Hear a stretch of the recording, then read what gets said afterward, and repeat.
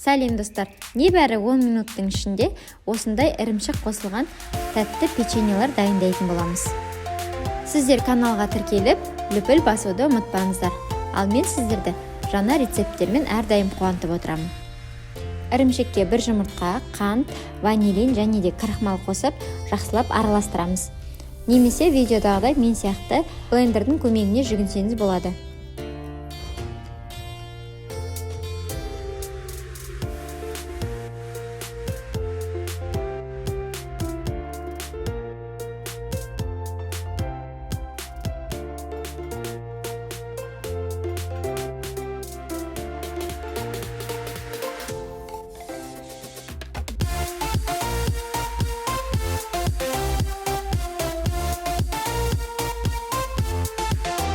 Енді қатпарлы қамырды қалыңдығы 1-2 см болатындай етіп ұзынша жаямыз.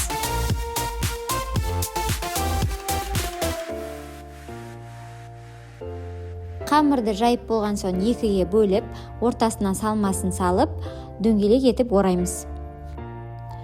Егерде салмасын блендермен араластырсаңыз, қою масса күйінде қалдырғаныңыз абзал болады. Сол кезде видеодағыдай салмасы екі жанына ақпай, әдемі болып шығады. Егерде массаны сұйық болып кетсе, онда екі шетінен жапсыруды ұмытпаңыздар.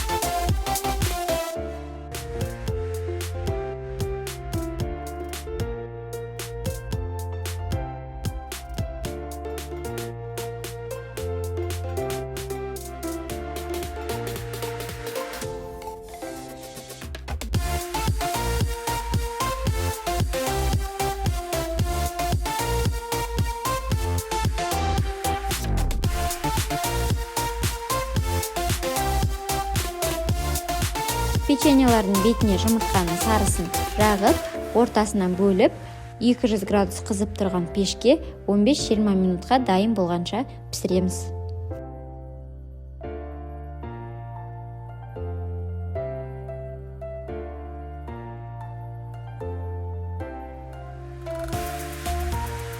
Осымен біздің ірімшікті піске басарларымыз дайын. Печеньенің ортасы жұмсақ, сырты қытырлақ болып шығады. Сіздермен бірге болған Асылжан, астарыңыз дәмді болсын.